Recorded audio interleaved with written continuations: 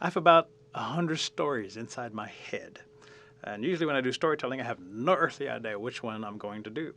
I'll get called for performances. And I remember going to one time where I was sitting there and this woman came up, Mr. Lewis, we're so happy to have you here. We'd like to have seat or whatever you need, water, whatever you need. By the way, what stories are you going to tell? And I looked at her and said, I have no earthly idea.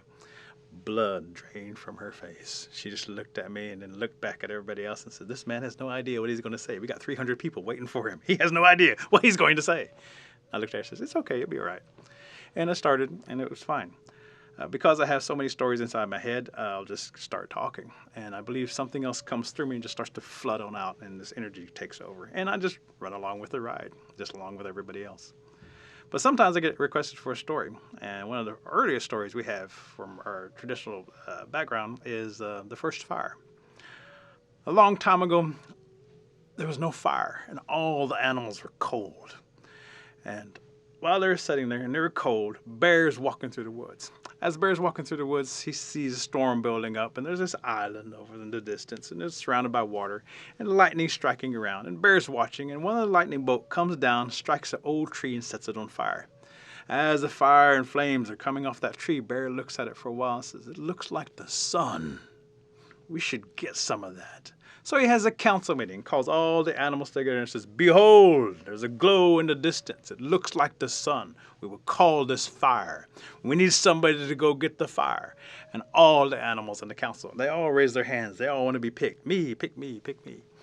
So each one of them wants this honor, and Bear starts going through the animals. He says, you come forward. And the first animal comes walking up, and it's a raccoon. He says, raccoon, you will go get the fire.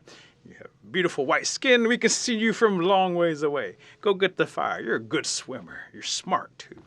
And Raccoon says, I will go get the fire. I'm not afraid. Dives in that water and begins to swim. Comes up and that flame's going up and down that tree. So the raccoon's watching and seeing, trying to figure out a way to get up there, and starts to climb that tree.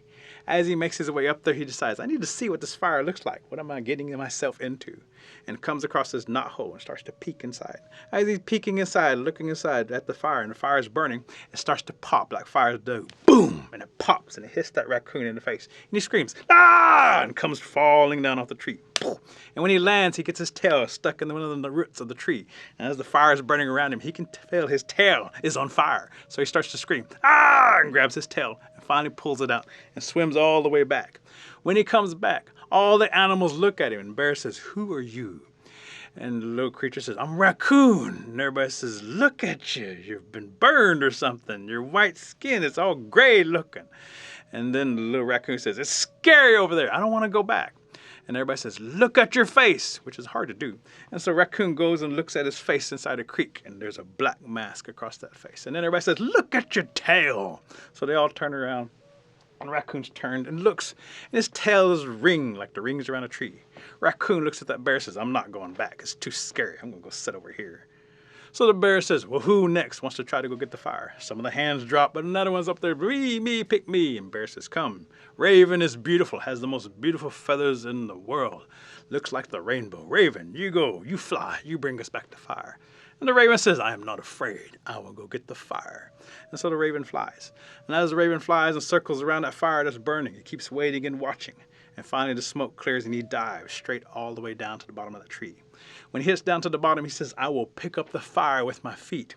But when he picks his claws up, tries to grab a hold of that fire, it starts to burn his feet. And as he's kicking, trying to get away from the fire, he kicks it up and sends more air into it, and it begins popping and scaring that raven. Before too long, that raven is surrounded by all this smoke and trying to crawl his way out of that fire. And he's coughing. He spends about an hour making his way out and finally flies all the way back. When he lands, all the animals say, who is this? And he says, I'm Raven. And Bear says, look at your feathers. Raven holds up his feathers. They're black all over from the soot from that smoke. No matter how hard he tried, he couldn't get rid of it. But if you hold up a raven feather up to the sun and look at it, it has the colors of the rainbow. And that's what Raven used to look like. And the raven says, I'm not going back over there. It's too scary. I'm going to hang out with a raccoon. So he goes and sits beside the raccoon. Bear again says, who wants to go get the fire? And this huge snake comes crawling on up and says, I will go get the fire. I am not afraid. And so Bear says, snake is a good swimmer. Snake will go get the fire first. So the snake swims and gets all the way across that lake, sees that fire burning, goes up that tree, and then comes down inside the tree. Snake looks at the fire and says, I will carry it back with my teeth, and opens his mouth to bite the fire. As he opens his mouth to bite the fire, he breathes on it. And again, it starts to pop and scares that snake. And snake does this back and forth. And if you scare a snake to this day, it will do this back and forth with its head because it remembers being scared by that fire. The snake tries to get out, realizes he can't go back up, so he starts to crawl underneath. As he's crawling underneath, the branches and things are falling on his back and burning his back. He slides on out through the roots where the raccoon's tail got stuck and swims all the way back. When he comes back, everybody says, look at your scales. And they're black on one side and white on the other. And this is that big black snake that you can still see crawling around trying to get up in the fire, away from the trees, away from fire. And if you scare it again, his head will go back and forth. He sits down and says, I'm not going back. It's too scary over there. The next animal comes up and says, I will go get the fire. And so Bear looks at this animal and says, you will go get the fire. You're brave. You're strong. You can fly. Owl is good. So Owl flies over there. This owl lands. As this owl's circling around that fire, looks at it, sparks from it starts popping and hitting all over his feathers and turning them dark and burning. The little owl lands right beside the knothole and peeks inside and looks inside and tries to see the fire. And again, it burns his eyes. And when he comes back, he looks at everybody and says, that fire burned my eyes. And everybody looked at him and says, your eyes are orange. And to this day, the screech owl's eyes are orange because of that fire. And again, he says, I'm not going back. It's too scary. And goes and sits with the other animals. By this time, nobody's wanting to go. Everybody's getting burned. Until finally, this little voice says, I will go get the fire. I'm not afraid.